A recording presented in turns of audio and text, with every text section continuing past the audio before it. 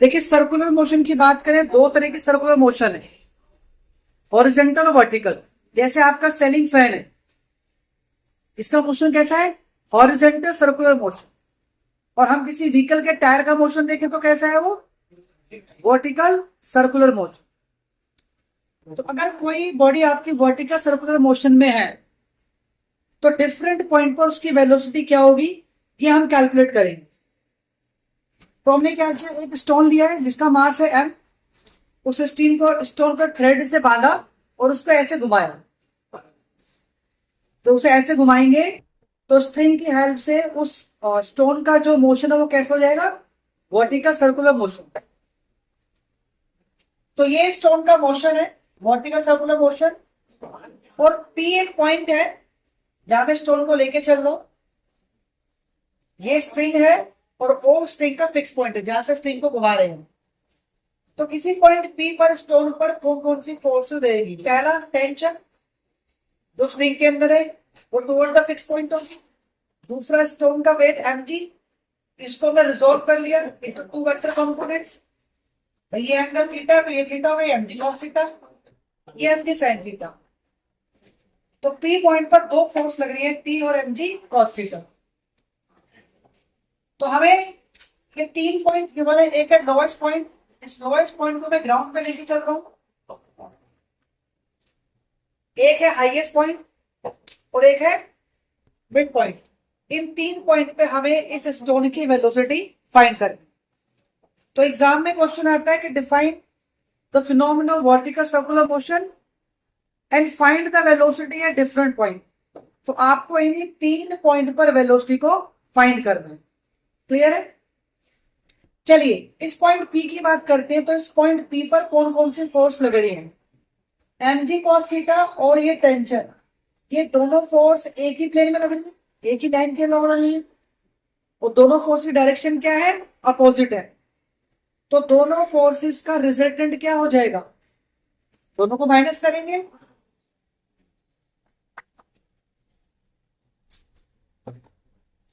T minus mg cos theta. मैंने दोनों को माइनस कर दिया। अब मैंने T को पहले क्यों लिखा, T में से mg cos थीटा क्यों माइनस किया? क्योंकि T यहां पर ग्रेटर फोर्स है। क्योंकि अगर टेंशन ज्यादा नहीं होगी तो स्टोन आपका घूम ही नहीं पाएगा।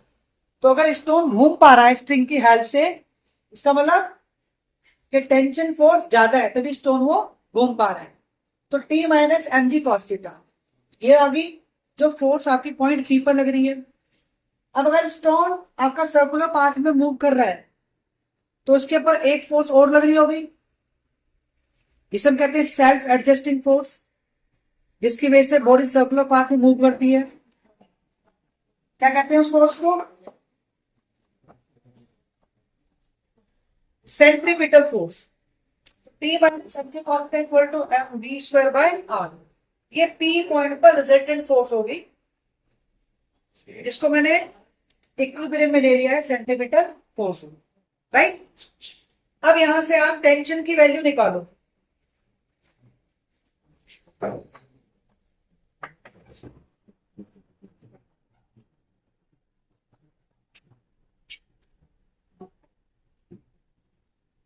T is equal to mv square r plus mg cos theta, ये टेंशन की वैल्यू आ गई। अब अगर मैं मान के चलूं कि टेंशन की वैल्यू मिनिमम कब होगी?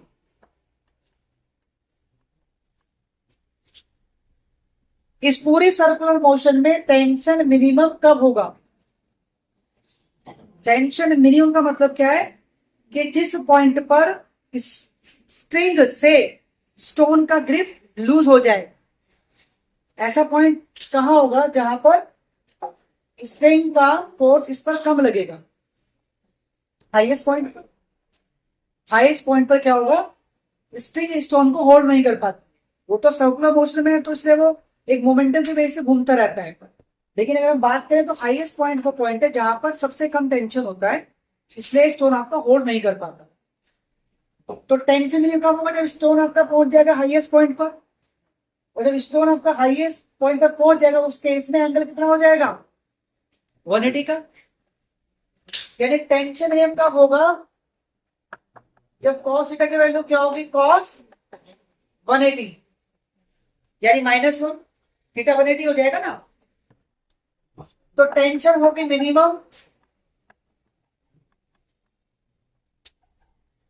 जब हमारा cos थीटा कितना हो गया, -1, राइट। अब अगर टेंशन मिनिमम है तो इसकी वैल्यू या तो 0 के इक्वल होगी या 0 से बड़ी, क्योंकि टेंशन आपका नेगेटिव नहीं आता, पॉजिटिव आता है। तो या तो 0 या 0 से बड़ा। इसका मतलब हो गया mv²/r minus mg greater than equal to 0। और जब आपका थीटा 180 है उस केस में स्टोर कहां पहुंच गया, आपका हाईएस्ट पॉइंट पर। तो ये वेलोसिटी कहां पर हो जाएगी, हाईएस्ट पॉइंट पर।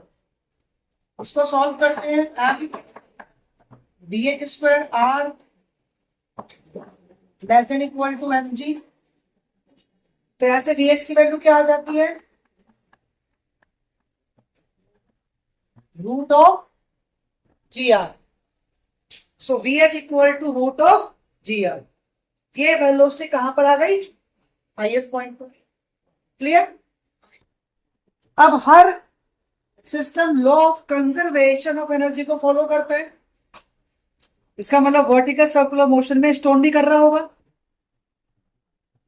तो कहने का मतलब है किसी भी पॉइंट पर मैं टोटल एनर्जी निकालूंगा तो वो क्या आएगी, सेम आएगी। ये तो स्टेटमेंट है लॉ ऑफ कंजर्वेशन एनर्जी का, कि एनर्जी किसी पॉइंट पे निकालो, टोटल एनर्जी की बात कर रहे हैं, वो हमेशा सेम आएगी।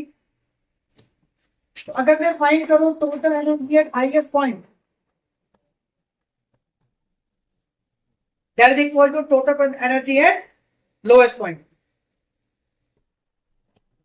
अब ये जो स्ट्रिंग है इसकी लेंथ है L, ठीक है, या R ले लो। हाईएस्ट पॉइंट पर स्टोन की हाइट कितनी हो जाएगी, 2r। तो पोटेंशियल एनर्जी क्या हो जाएगी, mg into 2r। Kinetic energy half mvh²। ठीक है। अब अच्छा लोएस्ट पॉइंट पर, लोएस्ट पॉइंट तो ग्राउंड पर है तो हाइट क्या है, 0। पोटेंशियल एनर्जी क्या हो जाएगी, 0 and kinetic energy half mvl²। जहां पर vl क्या है, लोएस्ट पॉइंट पर वेलोसिटी। क्लियर है। यहां पर vh की वैल्यू पुट करो, m को ले लो common, cancel out, 2gr half और vh² की वैल्यू आ गई gr equal to half vl²। ये हो गया 5gr इक्वल टू vl²। तो यहां से vl की वैल्यू आ गई रूट ऑफ 5gr। क्लियर है। यही कॉन्सेप्ट यूज करेंगे मिड पॉइंट के लिए। हम लेके चलते हैं कि total energy at highest point equal to total energy at point m।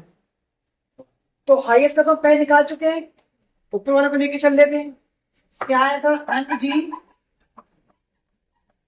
Into 2r plus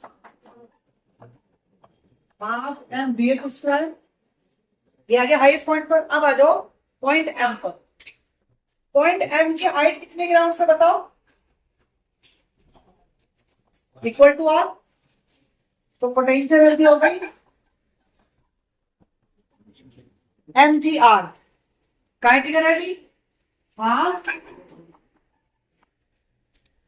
half mvm²। Right. m तो कैंसिल हो गया, ये हो गया 2gr। यहां पर vh की वैल्यू पुट करो,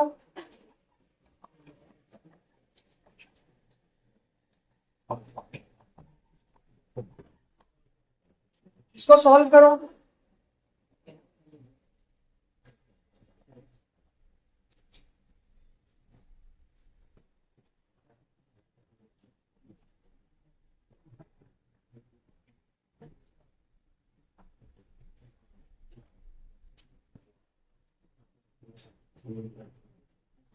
कितना आएगा सॉल्व करने में?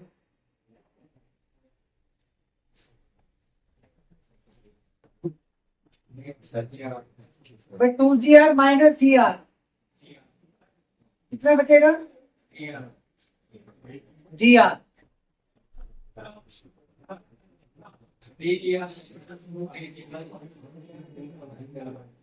Half GR equal to half VN square. सही कर रहे हैं?